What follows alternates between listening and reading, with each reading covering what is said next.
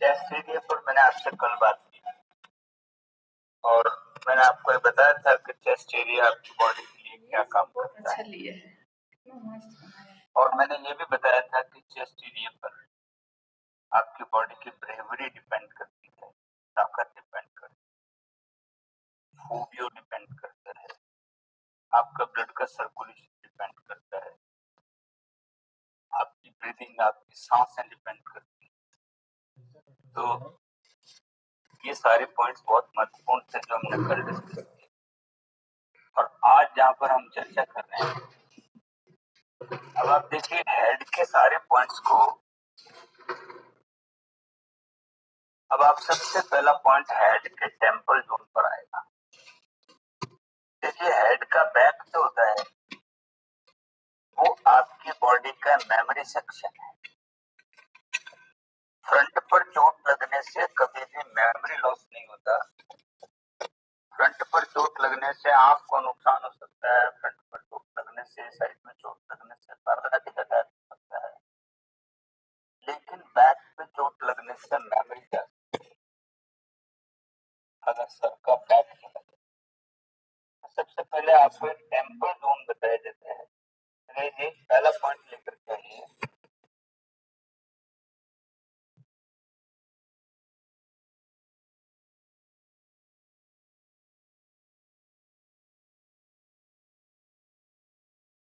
ये पहला पॉइंट है जो बिल्कुल सर के ऊपर है। यहाँ पर नमस्कार, अगर इस पॉइंट को देखें, ये एकदम सेंटर पर है सर के। इसको हम लोग कहते हैं टेम्पल जोन। टेम्पल का मतलब होता है सबसे शीर्ष स्थान। तो आपके शरीर में कोई सबसे ऊपर स्थान है तो वो इस जगह का है। This is the temple. मंदिर का शिखर समझ लीजिए।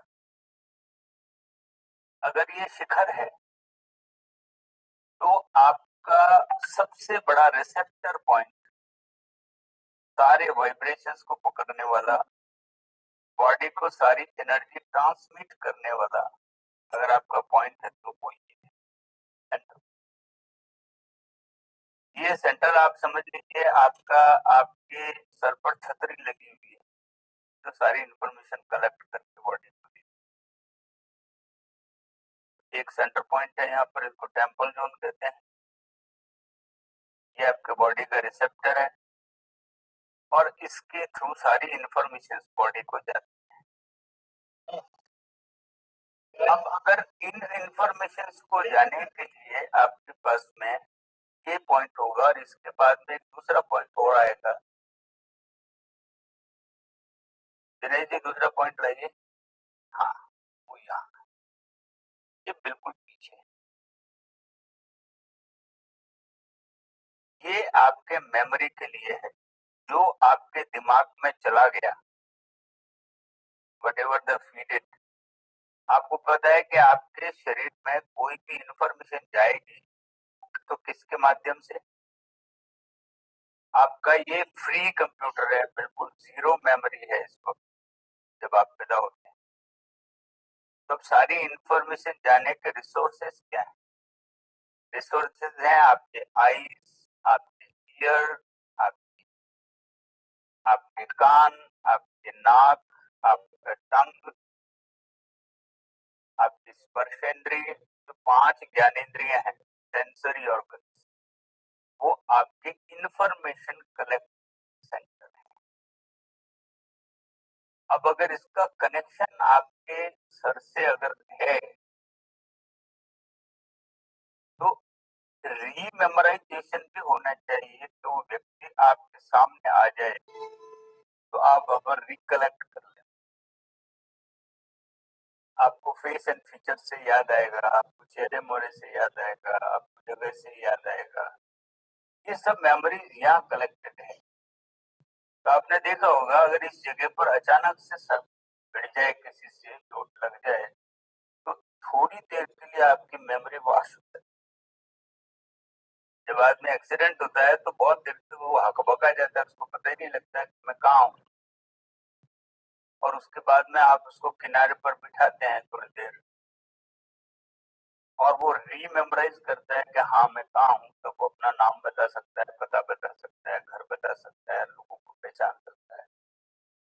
इसका मतलब मेमोरी का कनेक्शन आपकी इस पॉइंट से है।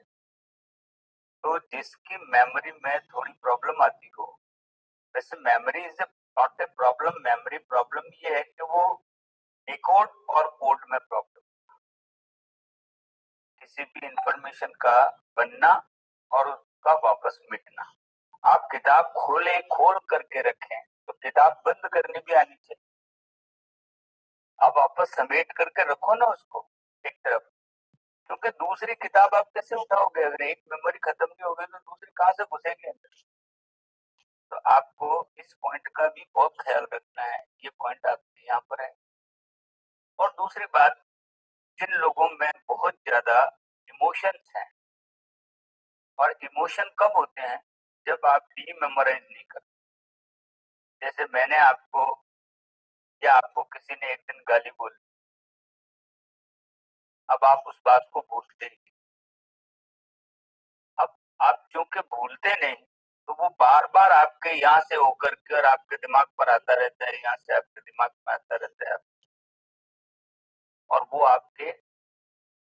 आपको रात को नींद में भी रहता है, दिन में भी रहता है, अब आप भूल नहीं सकते। तो डिकोड करना आना चाहिए आपको कि छोड़ो यार, न क्या होगा, उसको बाद में निपटेंगे।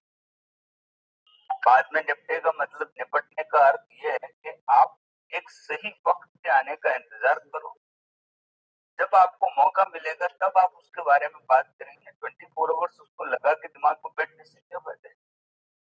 तो आप डिकोड करो, आप उसको भूलो। तो ये भूलने का काम ये करता है।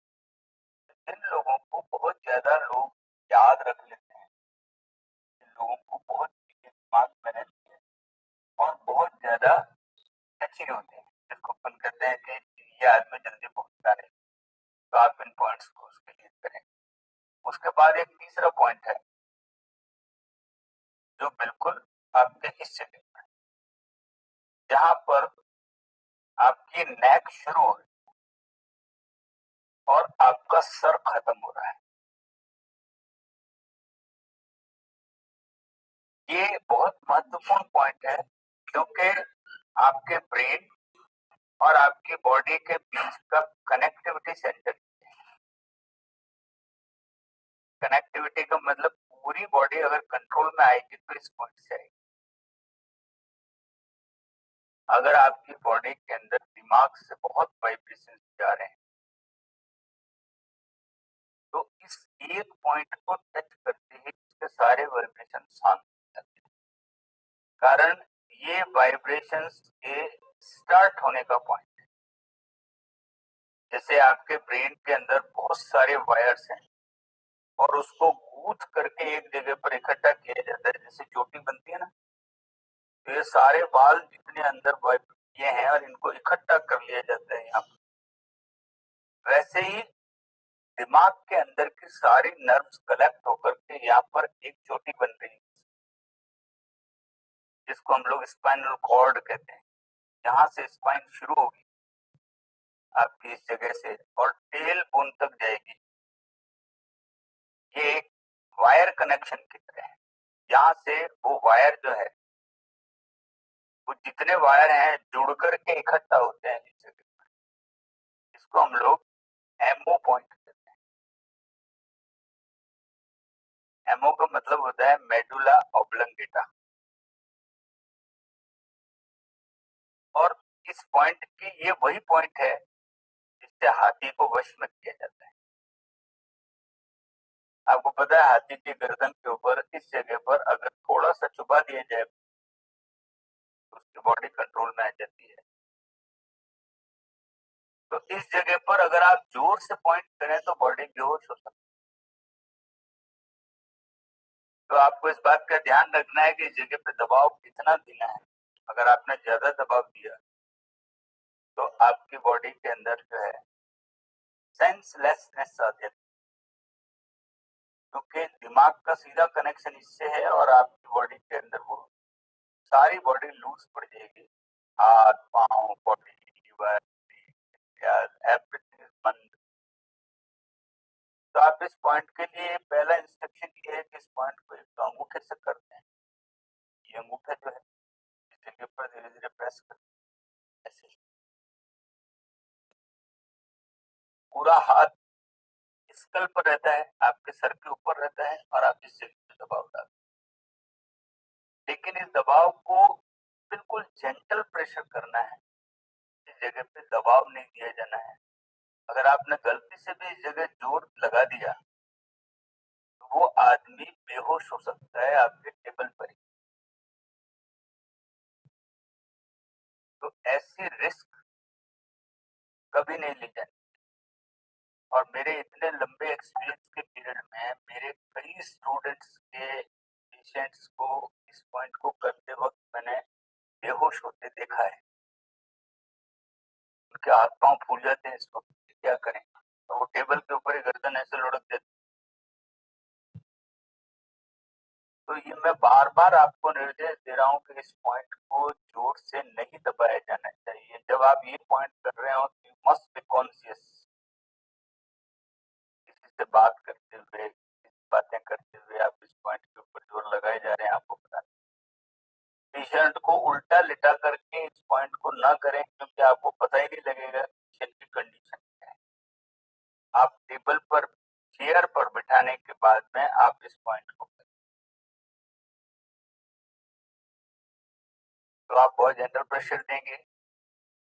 और अगर इस पॉइंट को करने पर किसी व्यक्ति को कोई प्रॉब्लम आती है, उसको चक्कर से आने लगते हैं, उसका सर घबराने लगता है, कई लोगों को पसीना आने लगता है, तो आप इस पॉइंट को तुरंत आपके छोटी वाली अंगुली के नाखून के दोनों तरफ आप यहाँ पर दबाव डालना है। अगर मैं, ये नाखून है, इस नाखून के दोनों तरफ इधर और इधर आप इसको पकड़ करके ये दबाएं। अगर आप ये दबाते हैं तो वो वापस अपने नॉर्मल कंडीशन पर आएगा। लेकिन आपको ये कंडीशन लाने नहीं, ये पॉइंट है आपके पास। इसके बाद में साइड में 2 पॉइंट्स आएंगे, धीरे इसके आगे के पॉइंट्स ये नीचे चले गए। 3 पॉइंट आएंगे यहाँ पर, गर्दन पर पॉइंट्स हैं।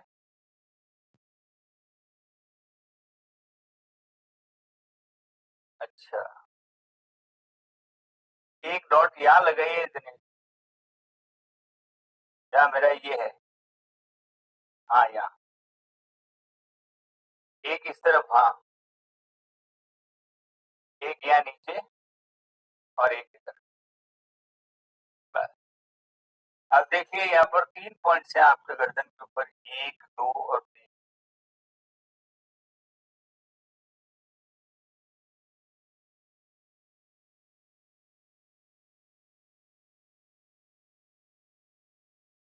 ये तीनों पॉइंट आपके सर्वाइकल जोन के लिए है। सर्वाइकल मीन्स गर्दन। जैसे मैंने गले पर 3 पॉइंट आपको बताए थे, वैसे गर्दन पर भी आपके 3 पॉइंट्स हैं। और इन तीनों पॉइंट्स को आपको पूरी शिद्दत के साथ करना है। आपके पास 90% पेशेंट सर्वाइकल के होंगे, 90% पेशेंट सर्वाइकल के होंगे, क्योंकि गर्दन की बीमारी से कोई आदमी बच ही नहीं सकता। इसको हम लोग कहते हैं सर्वाइकल कॉम्प्रेशन, सर्वाइकल का दबाव। ये जो आपकी गर्दन है, आपको पता है ये गर्दन आपके 5 साल की उम्र से आप इसको काम में लेना शुरू कर देते हैं। आपको स्कूल में जब से डालते हैं तब से आपकी गर्दन नीचे, पढ़ते वक्त, लिखते वक्त, काम करते वक्त, खाते वक्त, इवन लेटते वक्त। आप लेटेंगे तो तकिया लगा, तो आपकी गर्दन जो है कभी भी आराम नहीं पा रही। 24 आवर्स आपने गर्दन को बिजी रखा है, और गर्दन आपका सबसे ज्यादा मूवमेंट लेता है। आप अगर लेटे हुए भी हैं तो आप गर्दन कभी इधर कर लेंगे, कभी इधर कर लेंगे, आप कभी पीछे ले जाएंगे, कभी आगे लाएंगे। गर्दन का मूवमेंट शरीर में सबसे ज्यादा है। तो आपको गर्दन के मूवमेंट से बचना है। गर्दन के मूवमेंट, गर्दन का हिसाब ये होना चाहिए कि गर्दन सीधी रहे, स्ट्रेट। और इस स्ट्रेट रहने में अब आज की दुनिया में 70% पॉपुलेशन आपके हेलमेट लगाए।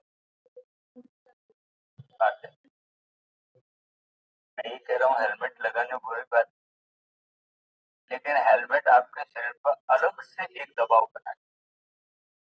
और वो दबाव क्या है? हेलमेट लगाते आदमी गर्दन ऐसे करता है, जैसे वो ऐसे बैठता है तो गर्दन क्यों आ जाएगी? मोटर बाइक पे बैठेगा, स्कूटर पे बैठेगा, गर्दन क्यों आ जाएगी? आगे आगे आती, यहाँ पर सबसे पहला दबाव इस जगह पर आता है। और इसके दबाव का परिणाम ये निकलता है कि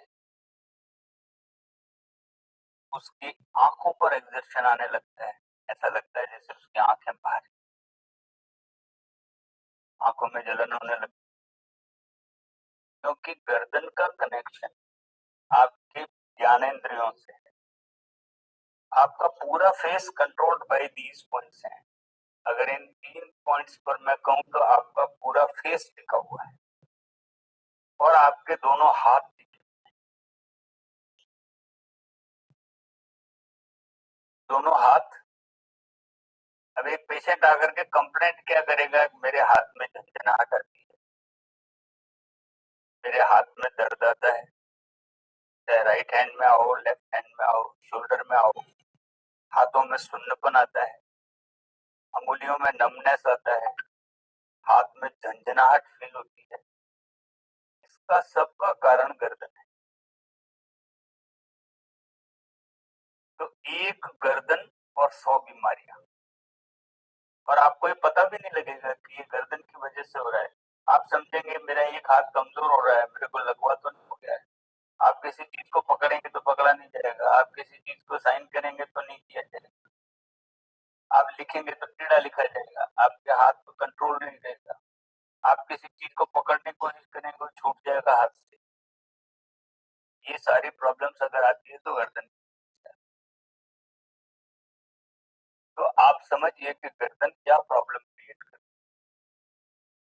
है। इस गर्दन के अंदर आपके कान है, आंख है, नाक है, मुंह है, टंग है, ये सब आपके गर्दन से रिलेटेड। तो कानों में विस्लिंग साउंड,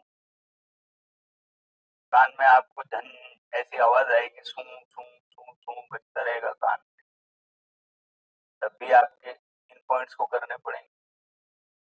आपको ऐसा लगेगा चक्कर आ रहे हैं, आपको लगेगा सर घूम रहा है, आपको लेटे लेटे भी कई बार गर्दन इधर मोड़ा और चक्कर शुरू, या गर्दन इधर मोड़ा चक्कर शुरू। कई लोग नीचे नहीं देख सकते, नीचे देखने पे चक्कर आते हैं। कई लोग पीछे नहीं देख सकते, पीछे देखने पे लुढ़क जाते हैं। इसका मतलब नेक प्रॉब्लम है। और हाथों के अंदर कंधों पे दर्द आना, हाथ में यहाँ दर्द आ रहा है, यहाँ दर्द आ रहा है, यहाँ दर्द आ रहा है, अंगुलियों में दर्द आ रहा है, अंगूठे पे दर्द आ रहा है, ये सारी की सारी प्रॉब्लम गर्दन से है। और इन्हीं सब प्रॉब्लम के मारे आपके पास सबसे ज्यादा पेशेंट आते हैं, क्योंकि कोई दवा बनी नहीं, क्योंकि पोस्चर की प्रॉब्लम है। इसमें गर्दन आपकी ऐसे हो गई है, आप इन पॉइंट्स को करेंगे तो गर्दन के बीच का दबाव छूटेगा। जो गर्दन आपकी दब गई है वो गर्दन वापस ठीक कंडीशन पर आएगी। अगर ये कंडीशन आपकी नहीं आती है तो आप प्रॉब्लम। और मैंने ऐसे पेशेंट देखे हैं जिनका पूरा हाथ रेडिएट करता है, पूरे हाथ में जलन होती रहती है, पूरा हाथ दर्द करता रहता है, तो दिन में 20 बार ऐसे ऐसे झटका मारते रहते हैं। लेकिन ये सब चीजें गर्दन से हैं। और आज के डेट में तो बहुत लोग गर्दन का इस्तेमाल कर रहे हैं। जब से ये कंप्यूटर आया है, चाहे वो बैंक एम्प्लॉय हो, चाहे वो ऑफिस एम्प्लॉय हो, चाहे वो कॉर्पोरेट में हो, उस आदमी को कंप्यूटर से नहीं बचाया जा सकता, चाहे हम लोग ही हों आपस में बैठे। We are also on computer, हम इस समय भी कंप्यूटर। अब अब मैं आपको एग्जांपल देता हूँ। मेरे पास में एक पेशेंट था। मैं वहाँ बैठा हुआ था हॉस्पिटल में और एक आइस का पेशेंट आया। आइस का पेशेंट क्या था कि पलकें नहीं खुली और मैंने ये एग्जांपल शायद आप लोगों को दिया होगा कि उसकी आंखों की पलकें हमेशा बंद रहती खुल और पलकें नहीं खुलने की वजह से उसके दिमाग की एमआरआई की गई थी और उसमें पता लगा कि इसको कुछ, लेकिन जब मैंने उनको ये बताया कि ये प्रॉब्लम इनकी गर्दन से आई होगी तो उनको विश्वास नहीं हुआ कि गर्दन से आंख पर प्रॉब्लम आ सकती, लेकिन ये सच हुआ। मैंने उनके गर्दन के पॉइंट्स किए और गर्दन के पॉइंट्स करने पर उस बच्चे की पलकें खुलने लगी। इसका मतलब आईज का पूरा कंट्रोल आपके गर्दन में। तो कई लोग ऐसे होते हैं जिनकी पलकें खुलती नहीं, आपको लगेगा जैसे जबरदस्ती आंखें खोल कर, वो लोग सब गर्दन से एग्जर्ट। Number one. दूसरा एग्जांपल मैं आपको देता हूँ। मेरे एक पेशेंट थे, उनके बच्चे के हाथ को है वो अपने हाथ को ऐसे रखता था, वो इस हाथ का मूवमेंट नहीं करता अंगूठे का। राइट हैंड के अंगूठे को उसने ऐसे रखना शुरू कर दिया। अब वो कोई चीज उठाए तो दूसरे हाथ से, इस हाथ से कुछ पकड़े और इसके हाथ को ऐसा भी अंगूठे को मूवमेंट नहीं कराया, वो ऐसे ही रखे। सारे घर के परेशान हो गए और वो उस बच्चे को लेकर के एक हैंड सर्जन के पास, ये न्यूरोलॉजिकल प्रॉब्लम है और इसको हैंड सर्जन ने उनको कहा कि यहाँ एक ऑपरेशन होगा इस जगह पर, तो उसके बाद में इसका अंगूठा फेल होगा, तो आप इसका ऑपरेशन करा। उन्होंने उस बच्चे को ऑपरेशन के लिए हॉस्पिटलाइज कर दिया। बच्चे को बुखार हो गया तो डॉक्टर ने कहा अभी सर्जरी नहीं हो सकती, तो आप इसको 5 दिन बाद लेकर आइए। वो उसको लेकर के आ गए वापस। कुछ, ये पेशेंट जयपुर था और वो फैमिली जोधपुर रहती, उनके दादा वगैरह जोधपुर थे, वो लोग जोधपुर आ गए। उनके उनके जो ग्रैंडफादर थे वो जज, वो मेरे लॉयंस क्लब के मेंबर थे। उन्होंने मुझे फोन करके पूछा कि मेरे पोते का इस तरीके की प्रॉब्लम हो गई ग्रैंडसन के, तो क्या आपके इसमें कोई ट्रीटमेंट है, उसका ऑपरेशन होना है क्या आपके पास? तो मैंने कहा कि उसको कोई नीचे गिरा था, चोट लगी थी, क्या हुआ? उनका कुछ नहीं हुआ, बस अपने आप ही हुआ है। मैं उनको क्लिनिक पे बुलाया और मैंने उस बच्चे के जो है गर्दन को चेक किया और मैंने उनसे ये भी पूछा कि ये बच्चा सोता है तो किस पोस्चर में? तो उन्होंने बताया साहब ये गोल तकिया लगा के सोता है, अपन जिसको मसनद कहते हैं, वो मसनद लगाए बगैर सोता नहीं और रात भर इसकी गर्दन ऐसे रहती। मैंने उनसे कहा कि ये प्रॉब्लम इसके गर्दन से आ रही है, आप पहला काम कीजिएगा इसका पिलो हटा दीजिए, बिल्कुल।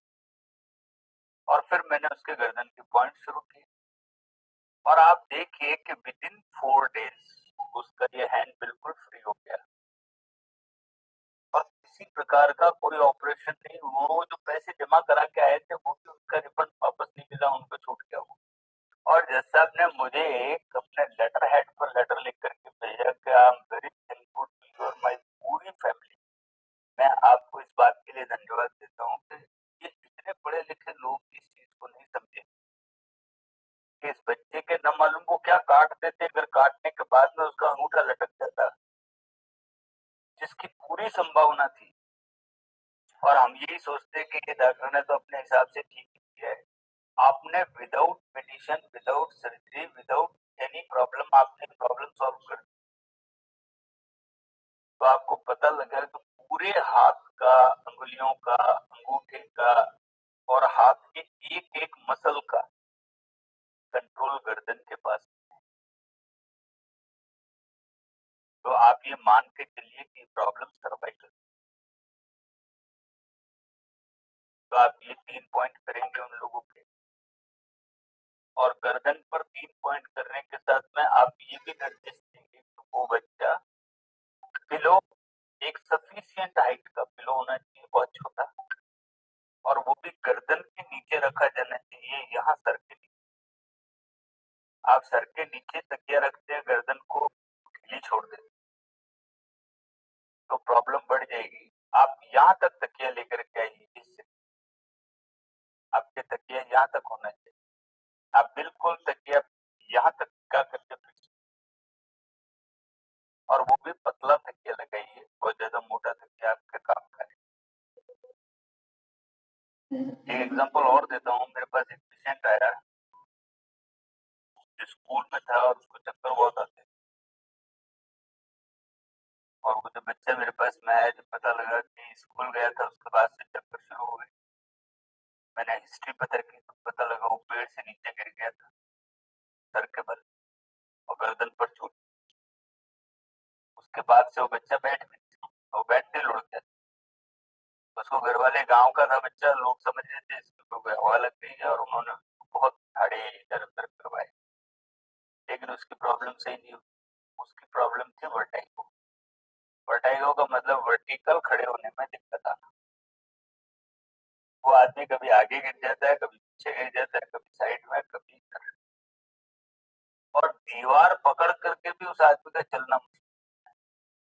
और ये इतनी डिप्रेसिव बीमारी है कि अगर किसी को वर्टाइगो हो जाए तो वो आदमी घर से निकलना बंद कर देता है। इवन वो पलंग से उठ करके बाथरूम तक नहीं जाता, वो सोचता है मैं गिर जाऊंगा।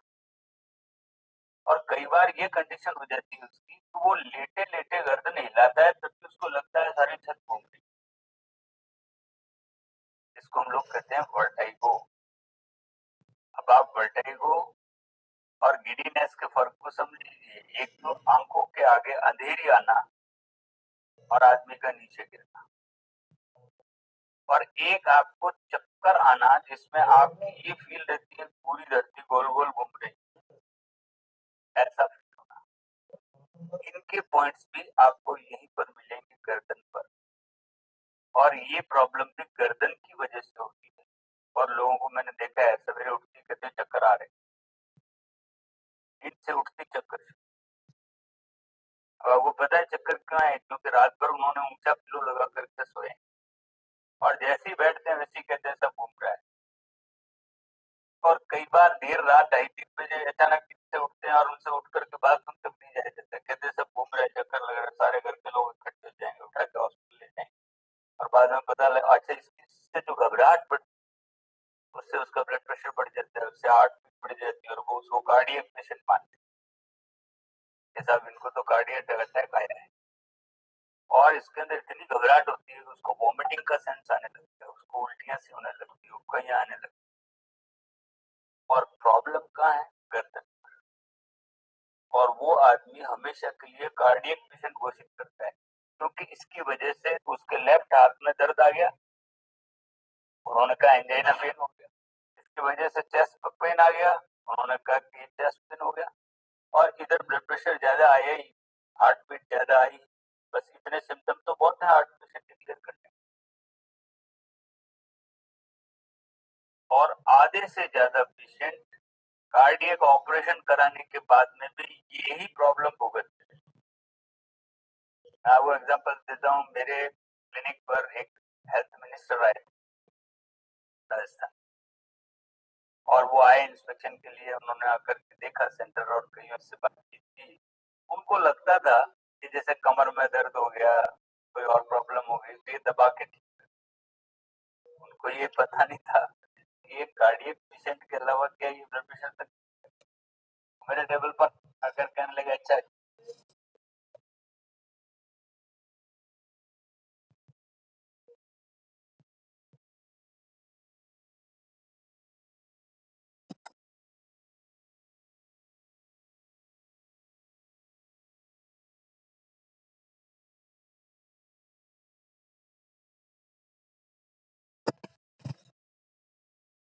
दो साउंड आवाज आना बंद हो गई। आवाज नहीं आ रही है, आवाज नहीं आ रही, मुझे भी शक हो गया है सर। हाँ।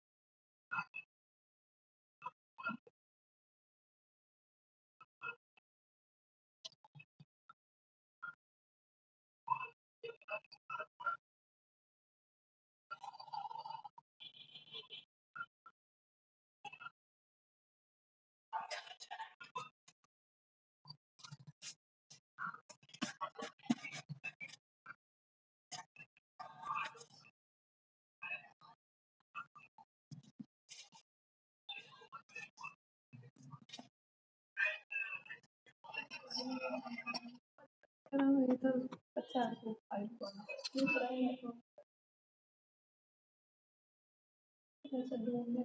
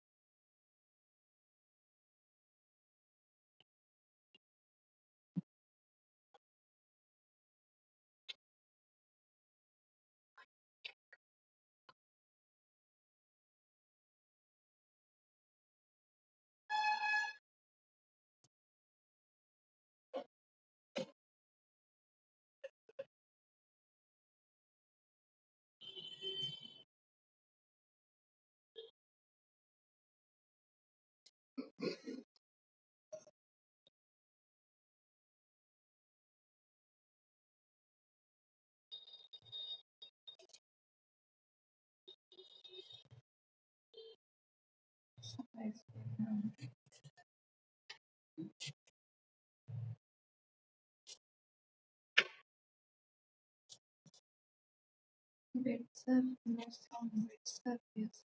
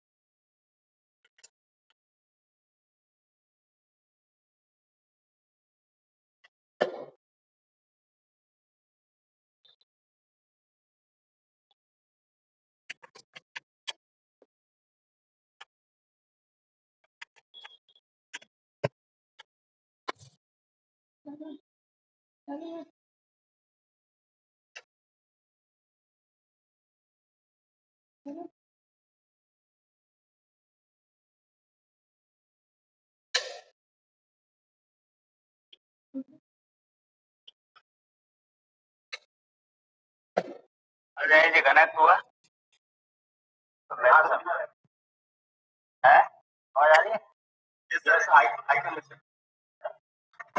ठीक। और इस पे दिख रहा है मैं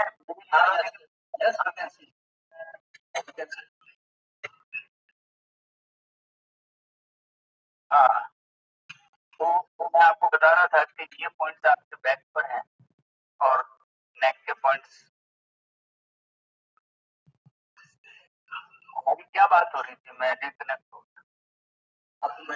ये बंदी का बता रहे थे, राजस्थान की बंदी आपके हाँ, और उन्होंने आकर के तो मेरे टेबल पर तो इत्तेफाकन उस वक्त आदमी बैठा हुआ था, उसने अपने ब्लॉकेज का ऑपरेशन 6 महीने पहले कराया था, इस वजह से कि उसके पूरे हाथ में एक रेडिएशन आ रहा था।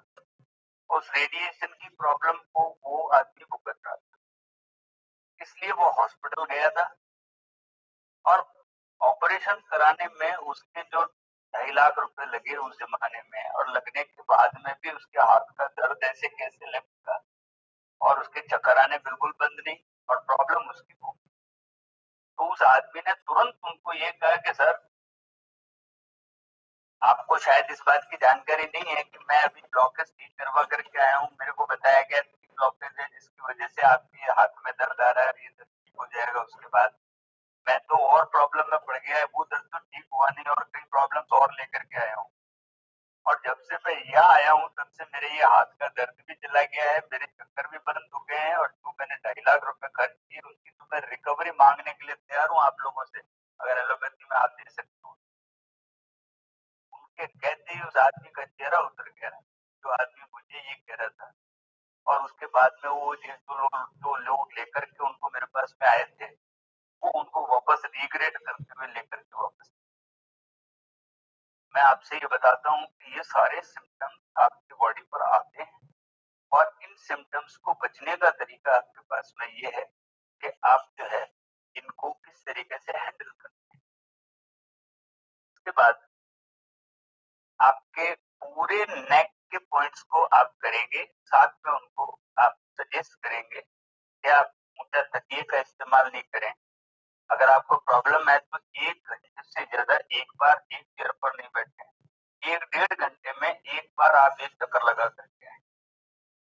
इसलिए मैं हमेशा ये कहता हूँ कि 1.5 घंटे के अंदर अगर आपके पास में आप गर्दन के मूवमेंट सही नहीं लेते, आप एक मूवमेंट नहीं लेते, आप गर्दन के नेक के पोस्चर को नहीं बदलते, तो आपके ये ट्रबल आने की पूरी संभावनाएं बची।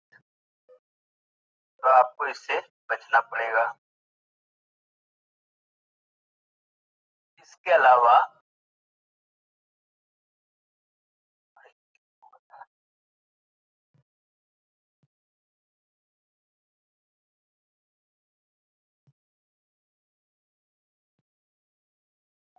अब आपके पास में बैक के सारे पॉइंट्स पर हम लोग डिस्कस करेंगे गर्दन के बाद।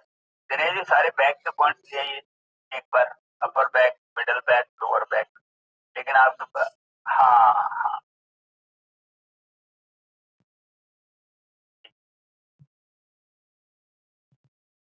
अब आप देखिए कि अगर आपके बैक पर कोई प्रॉब्लम हुआ है तो बैक की प्रॉब्लम को ठीक करने का तरीका क्या निकलेगा? आपकी पूरी स्पाइनल कॉर्ड जो सर से चल कर के आ रही है वो आपकी पीठ से होती हुई नीचे जा रही है और पीठ से होते हुए आपकी बॉडी के अंदर ये आ रहे हैं। दिन में जब आ जाए लाइट तो मेरे को बताना, इंटरनेट आ जाए तो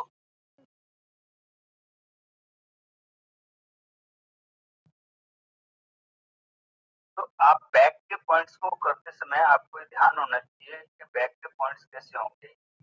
जब आप उल्टा लेट जाएं और उसके बाद में बैक पर जितने ये पॉइंट्स बताए गए हैं आप उसको उल्टा लिटा करके सर की तरफ खड़े हों और फिर बैक पर आप अंगूठे से इन पॉइंट्स को करें। अगर आप इन पॉइंट्स को करते चले जाएंगे और ये आपके बिल्कुल बैक के जहां पर नेक खत्म हो रही है वहां से शुरू होंगे और हर 2 अंगुल के डिफरेंस से आपको ये पॉइंट्स मिलेंगे। हर 2 फिंगर के डिस्टेंस से आपको ये पॉइंट्स मिलेंगे जिस पर आप ये दबाव डालते चले जाएंगे और आप ऊपर से नीचे की तरफ करते हुए नीचे आएंगे। ये पॉइंट्स हमेशा ऊपर से नीचे की तरफ हो।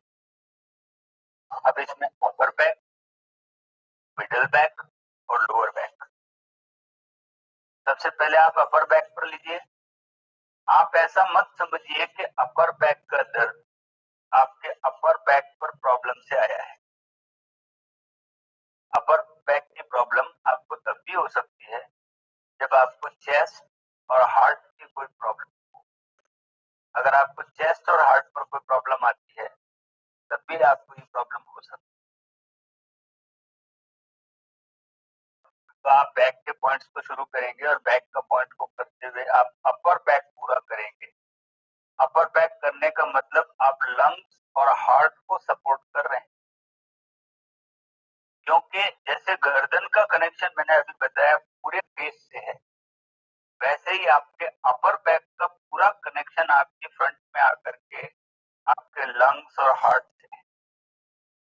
इसका मतलब चेस्ट दीजिए कि किसी भी प्रॉब्लम में आपको पेशेंट को उल्टा लेटा करके आपको ये पॉइंट्स भी करने पड़ेंगे। अगर आप ये पॉइंट्स करते हैं तो उसके लंग्स और उसके हार्ट को रिलीफ मिलती है और उसके अंदर रिकवरी बढ़ती है। इसके बाद में आपकी मिडिल बैक है और मिडिल बैक के पॉइंट जब आप करते हैं तो मिडिल बैक में आपका स्टमक एरिया आता है। अगर आप स्टमक एरिया को ठीक रखना चाहते हैं तो आपको मिडिल बैक करना पड़ेगा और मिडिल बैक के पॉइंट्स जब हम करेंगे तो आप ये समझ लीजिए कि इसमें liver, spleen, pancreas, intestine, colon, इन सब के पॉइंट्स आपके मिडिल बैक पर। तो आप ये मत समझिए कि कमर के दबाव हम इसलिए डाल रहे हैं कि कमर में दर्द है। आप हर पेशेंट को उल्टा लेटा करके अगर इस तरीके से ये पॉइंट्स करते हैं तो इन पॉइंट्स के करने का परिणाम ये निकलेगा कि उसकी पूरी बैक एक तरीके से ठीक हो और इसकी रिलीफ उसके स्टमक पर, उसके चेस्ट एरिया पर, स्टमक एरिया पर। इसके बाद में आता है आपका लोअर बैक। लोअर बैक के अंदर आपका जो बैक है उसके ऊपर टेल बोन तक आपको पॉइंट्स करने हैं। टेल बोन तक आपको पॉइंट करेंगे तब जाकर के लंबर रीजन की प्रॉब्लम, रिप्रोडक्टिव सिस्टम और यूरिनरी सिस्टम और लेग्स में प्रॉब्लम क्रिएट करेगा। इसका मतलब जैसे गर्दन से हाथ में दिक्कत आती है वैसे लंबर की प्रॉब्लम अगर आप लोअर बैक को अगर आपका कंप्रेशन हुआ है तो उसका असर आपके लेग्स पर जाता है। तो आप लेग उठा करके देखें। अगर इसके अंदर दिनेश जी आगे एक स्लाइड है जो जो कि साइड व्यू है। दिनेश जी आप सुन रहे हैं? उल्टा कर दीजिए। हाँ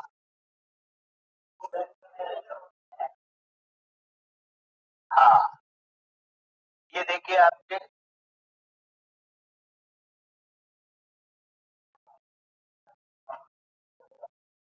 ये जो आपका बैक है, अब आपके लोअर बैक पर प्रॉब्लम होने पर आपके हिप से लगाकर, थाई से लगाकर के और आपके पिंडलियों तक उसका पेन आता है।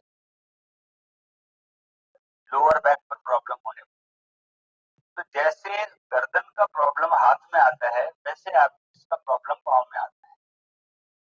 तो आप जो है पाँव के पॉइंट्स पर, अब आपके पाँव के पॉइंट शुरू करते हैं। दिनेश जी पहला पॉइंट लाइए। ये देखिए, ये आपके साइड में दोनों तरफ 2 पॉइंट्स हैं जहां पर हिप शुरू होता है, वहां पर 2 पॉइंट्स हैं। इसके बाद में दिनेश जी नेक्स्ट पॉइंट लाइए। ये आपकी हिप लाइन के ऊपर है, जहाँ हिप लाइन है, पेशेंट उल्टा लेटा हुआ है और आप हिप लाइन के ऊपर अंगूठे से दबाव डालते हैं। इसके हाँ, ये पेन चलेगा भी ऐसे, आपके हिप के साइड से होकर के हिप के बिल्कुल जहाँ हिप जॉइंट है वहां पर आ जाएगा और उसके बाद में ये पेन नीचे चलेगा। इसके बाद में ये पेन आएगा। नेक्स्ट पॉइंट लाइए दिनेश। ये थाइस पर आएगा और थाइस के बाद में आपके पॉइंट्स आएंगे पिंडलियों पर, और इसके बाद में आपके लेग के एंडिंग पर आएंगे। ये देखिए दोनों तरफ, और ये दोनों। अगर आप ये पॉइंट्स करते हैं तो उसके लंबर की वजह से पाँव में आने वाला साइटिका पेन, जिसको हम लोग कहते हैं, आपको पता है साइटिका पेन किसे कहते हैं? साइटिका पेन कहते हैं एक जो हिप से शुरू होकर के पूरे लेग तक जाता है, उसको हम साइटिका पेन कहते हैं। वो साइटिका पेन आप कैसे उसको ठीक करेंगे? साइटिका पेन को ठीक होने का तरीका ये होगा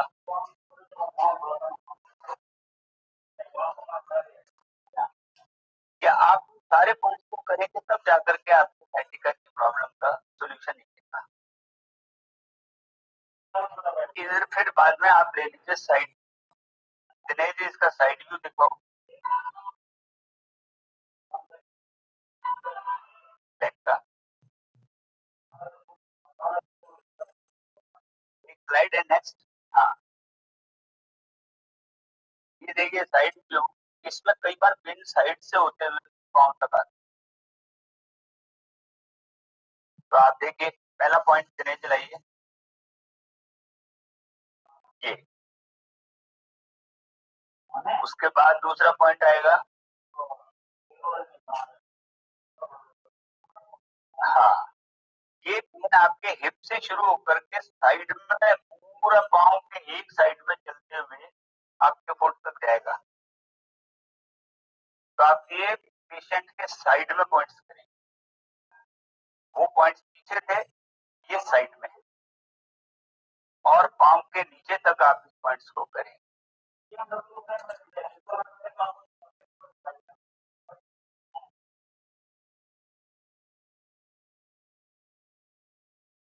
दिनेश जी आवाज आ रही है आपको साहब?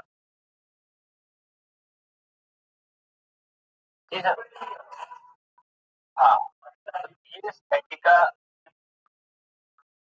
प्रॉब्लम है, और साइटिका के पेन के पेशेंट आपके पास में बहुत होंगे। जैसे गर्दन के पेशेंट होते हैं, वैसे ही आपके पास लोअर बैक के पेशेंट होंगे, क्योंकि लोअर बैक की प्रॉब्लम बहुत सरल प्रॉब्लम नहीं है। देखो लोअर प्रॉब्लम बहुत बड़ी प्रॉब्लम, तो आपको लोअर बैक के पॉइंट्स इस तरीके से करने होंगे। और साइटिका की प्रॉब्लम होती क्यों है? क्योंकि आप लंबे समय तक रॉन्ग पोस्चर में किसी चेयर पर, किसी जगह पर बैठते हैं, सोफे पर बैठते हैं। तो सोफा क्योंकि हाइट नीचे है तो कमर पे दबाव आता है। कई बार आप स्पोर्ट्समैनशिप करते हैं, कोई खेलते कूदते हैं, भागते दौड़ते हैं, तो आपकी कमर पे दबाव आ जाता है, उसमें नर्व कमर दब जाती है। इसको हम लोग लंबर कॉम्प्रेशन कहते हैं। लंबर कॉम्प्रेशन में एक प्रॉब्लम स्लिप डिस्क भी होती है। एक दो वर्टिब्रास के बीच में अगर जोर से आपको आ जाएगी, पर आपके पास में ये प्रॉब्लम आ जाती है।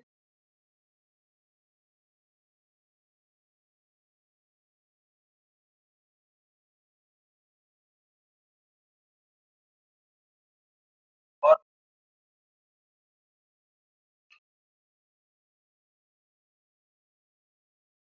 इस साइटिका नर्व को आयुर्वेद के अंदर इसको कहते हैं वात नाड़ी। वात नाड़ी का अर्थ होता है अगर वात में प्रॉब्लम हो,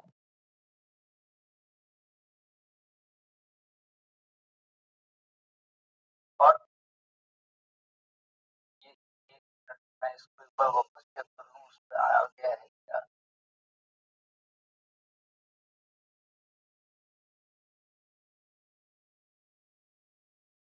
वात नाड़ी का जैसे गैस्ट्रिक ट्रबल अगर हो जाती है, आपको अगर पेट फूलता है तो कमर अंदर जाती है, और अगर कमर अंदर जाएगी तो कमर के अंदर जाने पर आपका जो कमर पे जो दबाव पड़ेगा वो इस नर्व पे पड़ेगा, और ये जो साइड की नर्व है ये आपकी पूरी दबाव ले लेगी। तो आयुर्वेद तो इस प्रॉब्लम को सीधा पेट से जोड़ता है, और वो कहता है कि आप अगर गैस्ट्रिक ट्रबल है तो आपके पेट पर ये प्रॉब्लम आ सकती है।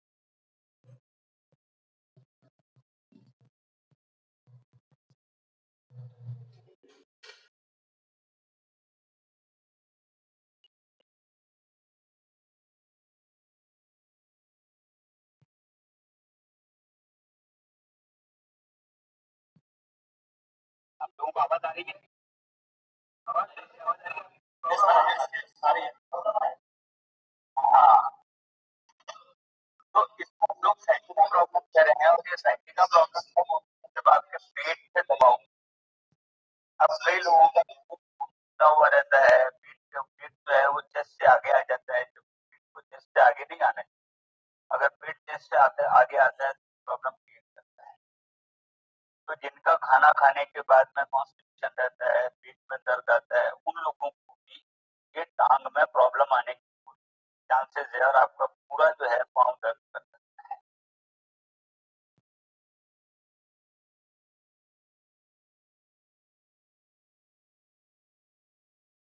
अब आप देखिए कि अगर आपके पाँव में दर्द आ रहा है तो आप बैक पर पॉइंट्स करेंगे, बैक पर पॉइंट करने के बाद में आप साइटिका के पॉइंट्स करेंगे। ये साइटिका का पॉइंट लेफ्ट में भी आ सकता है, राइट में भी आ सकता है।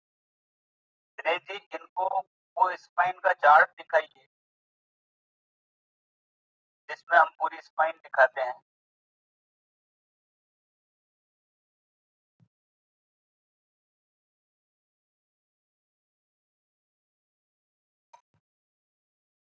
हाँ, अब आप देखिए कि ये पूरी की पूरी आपकी बैकबोन है। इस बैकबोन में अगर आप देखें तो सारे ऑर्गन्स आपके बैकबोन से जुड़े हुए हैं। देख लीजिए आप, अगर आप ऑर्गन्स को देखें तो गर्दन की तरफ, चेस्ट की तरफ, पेट की तरफ, पीठ की तरफ, और लोअर बैक की तरफ।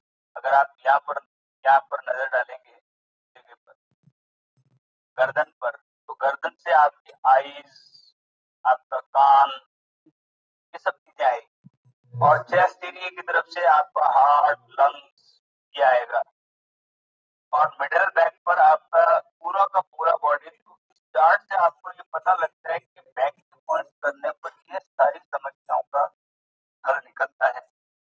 और अगर आप इस चीज को देखेंगे तो आपको जनरली हर पेशेंट को उल्टा लेटा करके इन पॉइंट्स को करना पड़ेगा बैक पर।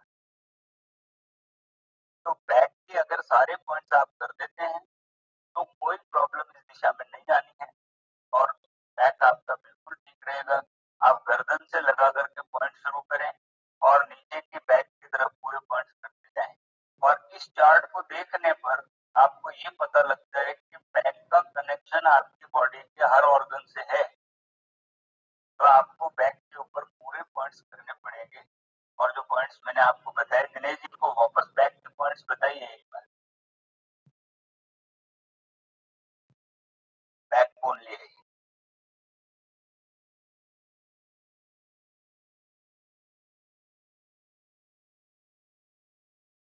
हाँ, अब आपने देखा आपने कि बैक के ऊपर ये सारे पॉइंट्स जो देखें ये शुरू हो रहे हैं ऊपर से, और ये नीचे तक जाएंगे आपके लोअर बैक तक। तो आपको ये सारे पॉइंट्स पेशेंट के सर की तरफ आप होंगे, पेशेंट उल्टा लेटा होगा टेबल पर और आप अंगूठे से इन पॉइंट्स को इस तरीके से करते हुए आएंगे और आप नीचे तक, कमर के नीचे के हिस्से तक जाएंगे। उससे उनके ये जो पॉइंट है ये साइनस पॉइंट है, जंक्शन पॉइंट है। जंक्शन पॉइंट पर आपके दिमाग से जो मैसेज आ रहा है वो इन पॉइंट पे रिसीव होता है और आगे गन में होता है ऑर्गन, और ऑर्गन से जो मैसेज आता है वो इस जंक्शन पे रिसीव होता है और ब्रेन को जाता है। अगर ये पॉइंट आपके सही नहीं है, अगर आप यहाँ पर ब्लॉकेज है, यहाँ से कोई मैसेजेस का आदान प्रदान नहीं है, तो आपको ये प्रॉब्लम क्रिएट कर देता है। तो आप इन पॉइंट्स को ऊपर से नीचे की तरफ करते हुए आएंगे, इसके ऊपर। और ये आप ये मत समझिए कि आप गर्दन के लिए कर रहे हैं, आप ये पॉइंट सारी प्रॉब्लम्स के लिए कर रहे हैं। जो भी शरीर के अंदर प्रॉब्लम है, चाहे वो हाथों की हो, चाहे वो पेट की हो, चाहे वो कमर की हो, चाहे वो गर्दन की हो, आपको इन पॉइंट्स को करने ही करने पड़ेंगे। दिनेश जी अब जो है इनको, इनका जो है फ्रंट साइड लेकर के आइए। बैक साइड अपने लेग तक कंप्लीट कर दिया है।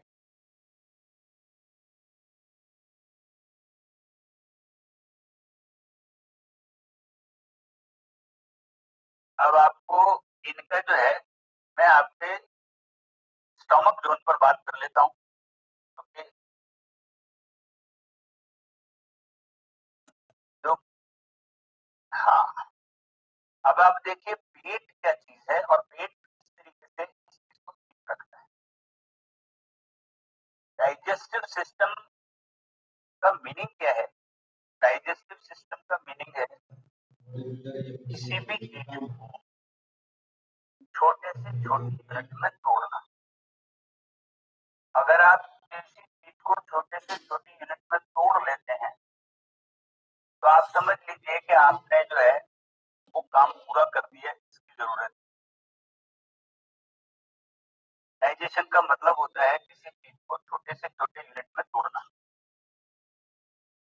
छोटे से छोटे यूनिट में तोड़ने का मतलब है कि आप किसी पत्थर को लीजिए और उसे इतना क्रश कीजिए, इतना तोड़िए कि वो छोटे से छोटे पाउडर में कन्वर्ट हो जाए और उसके बाद में उसको तोड़ना संभव न हो।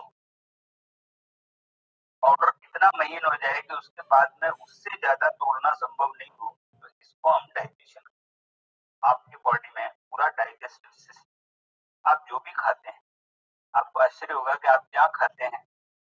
आपके पास में खाने के लिए केवल 3 चीजें हैं, इसके अलावा कोई भी चीज दुनिया की एडेबल नहीं है। वो 3 चीजें क्या है? वो है कार्बोहाइड्रेट, प्रोटीन और फैट।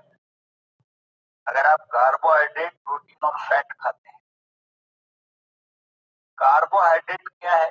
कार्बोहाइड्रेट को जैसे मैं आपको बताऊं कि अगर आपके पास में 100 रुपए है, आपके पास में 1000 रुपए है, बेटा नेट चालू हो गया तो मेरा भी लगना चाहिए, वापस आ।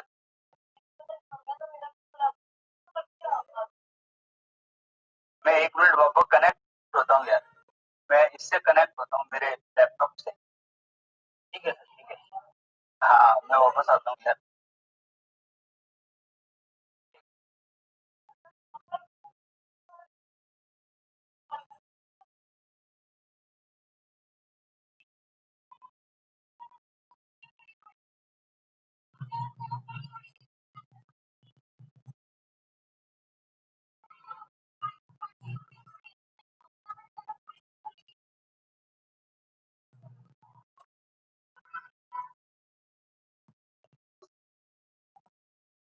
तन्मय तू आ जाए 1 मिनट, जीत को मत भेज, तू आ जा।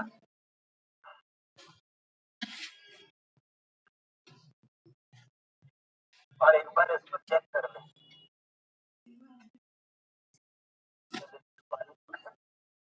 कहाँ से अनम्यूट होगा मेरे को ध्यान में नहीं।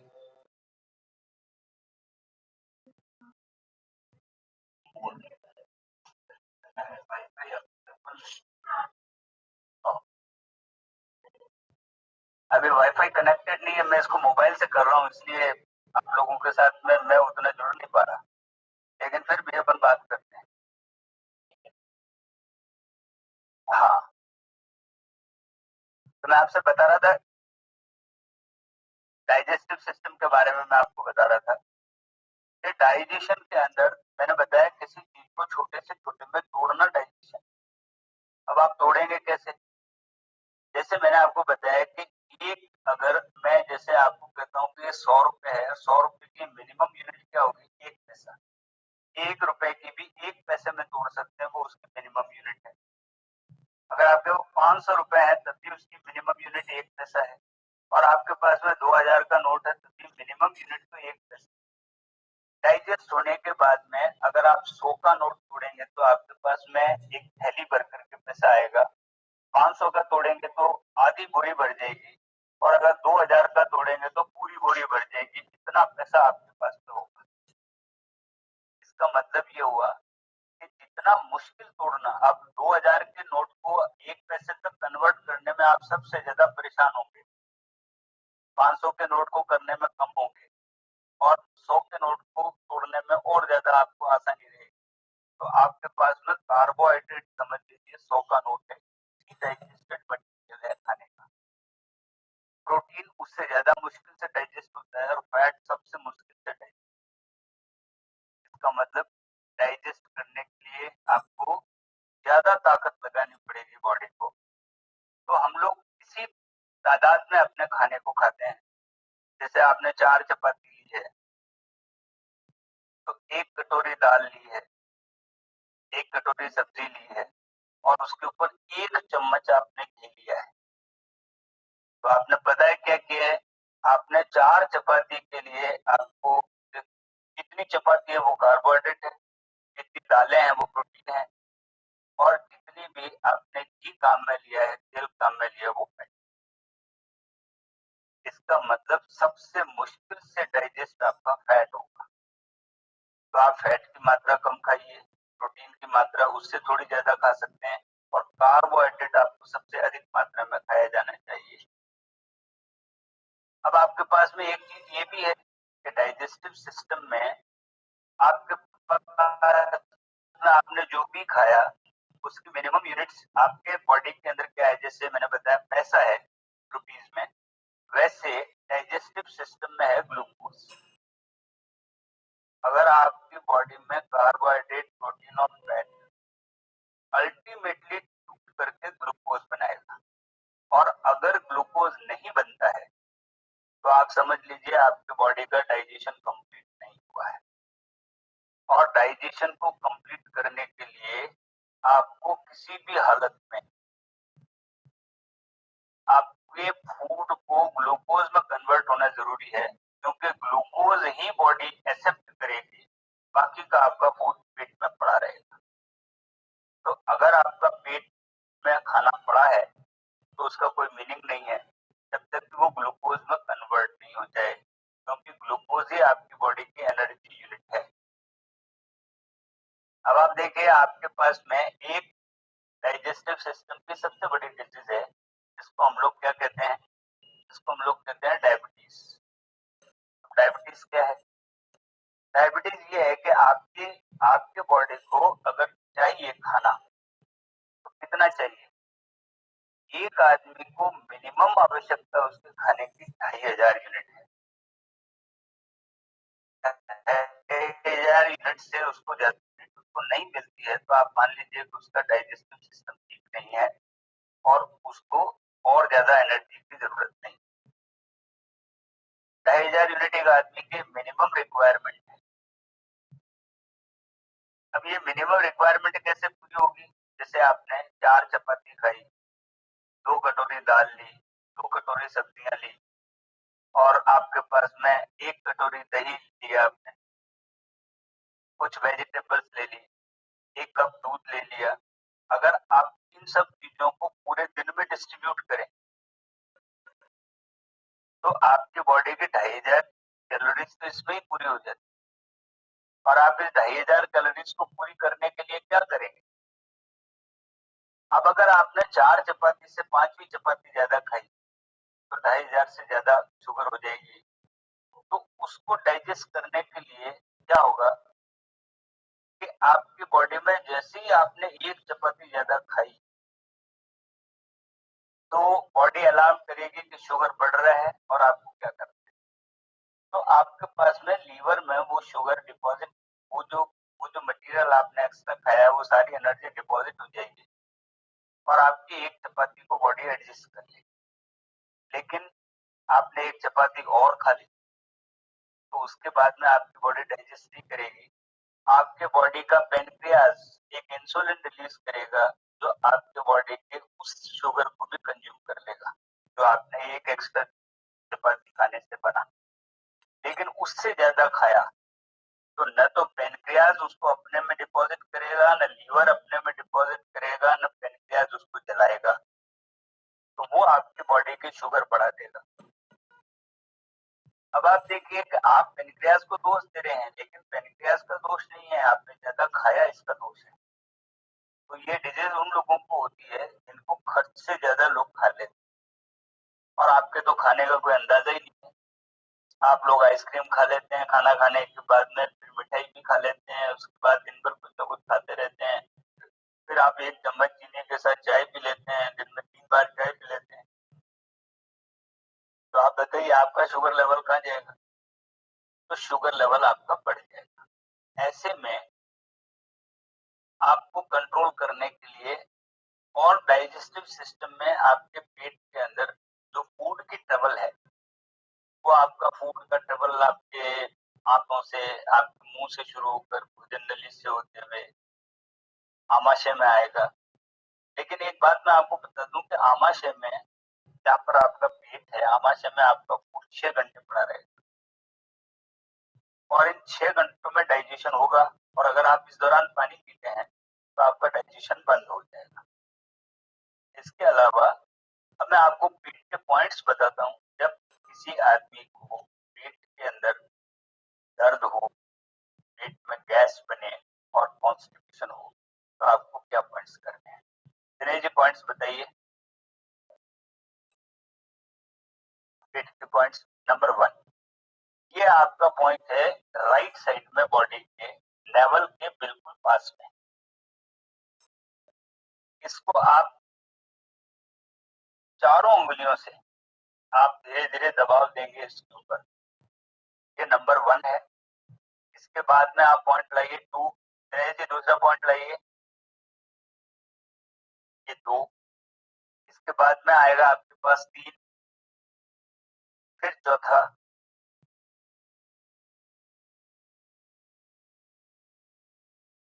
इस तरीके से आपके पास 9 पॉइंट आए।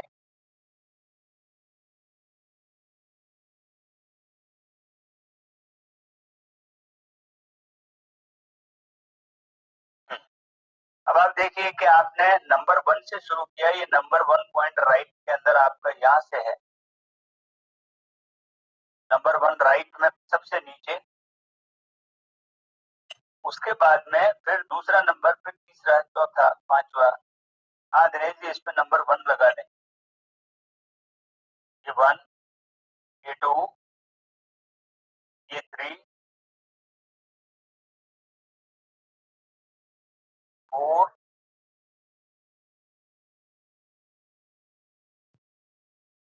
5,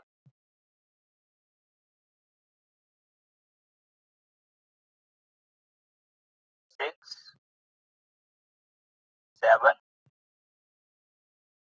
8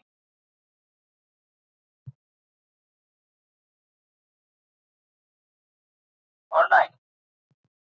8, 8, 8। हाँ ये 9 है, ये 9 है दिनेश जी, ये 9 है। पहले ऊपर, हाँ ये 8 और ये 9।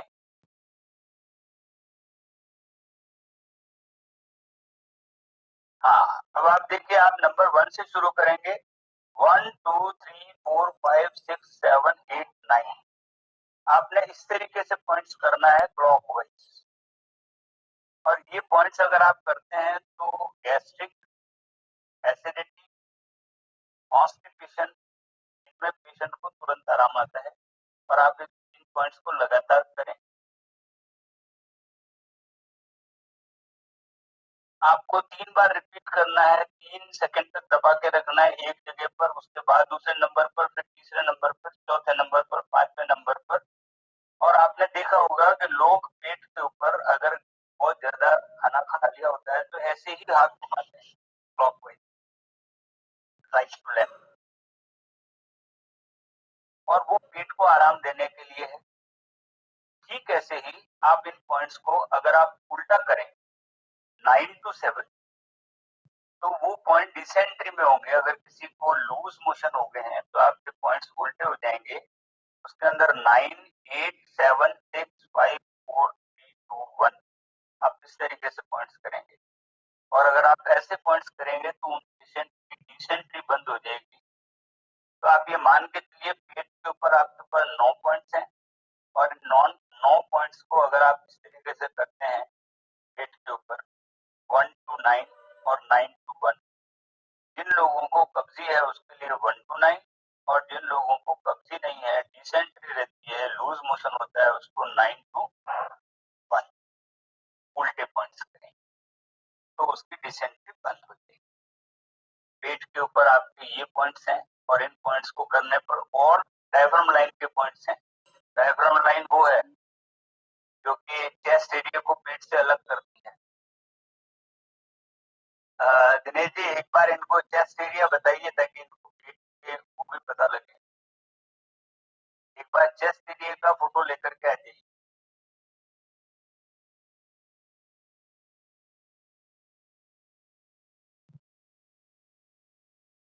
हाँ, ये देखिए इसमें सबसे नीचे की तरफ जो डायफ्राम लाइन है, इसको मैंने कहा था कि चेस्ट को पेट से जोड़ती है। आपको ये पॉइंट्स भी इसमें शामिल करने पड़ेंगे। अब इन पॉइंट्स को करना और फिर 9 पॉइंट्स करना पेट, तो फिर डाइजेस्टिव सिस्टम की सारी प्रॉब्लम्स इसमें इन्वॉल्व हो जाएगी। ये डाइजेस्टिव सिस्टम है। और अब अगर कोई आपका क्वेश्चन है तो आप फिर से करें।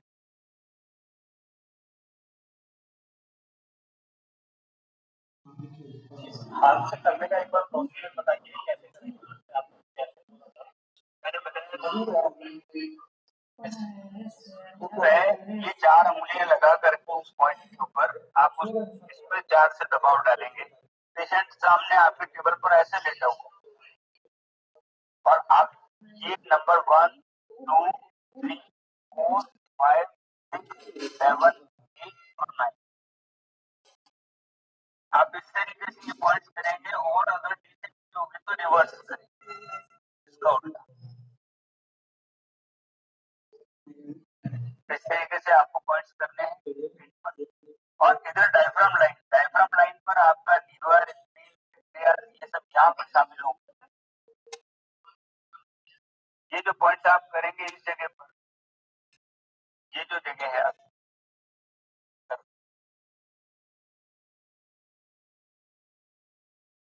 जहाँ पर आपकी लाइन शुरू होती है पेट की, जहाँ पसलियां आरंभ होती है, रिब्स, उस जगह पर आप ये पॉइंट करेंगे जो डायफ्राम लाइन पर है। तो अगर आप पेशेंट के राइट हैंड साइड में खड़े होकर करना है, हाँ राइट साइड को खड़े होकर के करना है, और राइट से शुरू होकर के ये लेफ्ट में एंड करेगा, सेंटर में जाकर। अगर आप ऐसा करते हैं तो उसके डाइजेस्टिव सिस्टम के सारे प्रॉब्लम सॉल्व। तो आज हमने आपको बैक, गर्दन और आपके साथ में स्टोमक को डिस्कस किया है। और मैंने बताया कि डायबिटीज कोई डिजीज नहीं है, डायबिटीज मिसमैनेजमेंट ऑफ फूड है। क्योंकि आप जरूरत से ज्यादा खा रहे हैं, आपको 2500 कैलोरीज की जरूरत है, और आप अगर उससे ज्यादा खाएंगे तो आपकी बॉडी के अंदर डायबिटीज होगा। डायबिटीज का मतलब शुगर का बढ़ना है। तो पहला काम तो ये जो अंदर की शुगर है आपकी बॉडी के, उसको बर्न करो। इसका मतलब आप अपनी एक्सरसाइज बढ़ा दें, आप वर्किंग आपका ज्यादा कर लें, आप वॉक करें, आप थोड़ी एक्सरसाइज करें, तो आपकी शुगर बर्न होनी चाहिए। शुगर बर्न होगी पहले, और उसके बाद इनटेक कम कीजिए, जो आपकी बॉडी के अंदर आप खा रहे हैं उसको कम कर, तो आपका वर्क बढ़ जाएगा और खाना कम हो जाएगा, तो आपकी शुगर एडजस्ट। तो आप इन बातों का ध्यान रखें।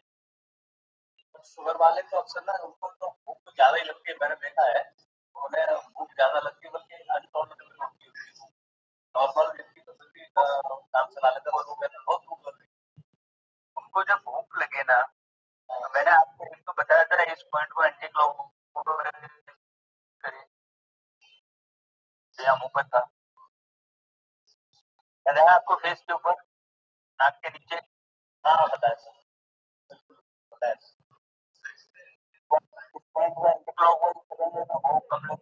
Number one. और दूसरी बात कि आप उस समय थोड़ा सा कुछ लेने का प्रयत्न, भूख लगने का मतलब बहुत अधिक मात्रा में खाना नहीं है, भूख लगने का मतलब है थोड़ा सा चाहिए। वो तो ये कहते हैं कि आपको खाना, आपको बार खा लिया, उसके बाद में आपको अगर कोई चीज की जरूरत पड़ती है, अगर आपको लगता है कि आपको भूख लग रही है, तो आप पदार्थ ऐसा खाइए जो शुगर न बढ़ाता हो। अब आप देखिए ऐसा पदार्थ क्या है जो शुगर न बढ़ाता हो? वो पदार्थ है जैसे बेसन है, मैंने कहा अगर आप बेसन का कोई चीज उस समय थोड़ा सा खा लेते हैं तो आपको कोई प्रॉब्लम नहीं होगी, शुगर नहीं बढ़ेगी आपकी। लेकिन आपने उस समय कोई ऐसी चीज खाई, जैसे आपने चपाती खा ली है, आपने चावल खा लिए हैं, तो आपका शुगर लेवल शूट अप कर जाएगा। तो आप भूख लगने पर आपको खाना क्या है ये भी आप तय रखें, और शुगर आपकी एक बार मेंटेन होगी तो फिर आपको प्रॉब्लम नहीं आएगी। लेकिन आप डाइट को कंट्रोल करना पड़ेगा, क्योंकि हर आदमी पेशेंट नहीं है।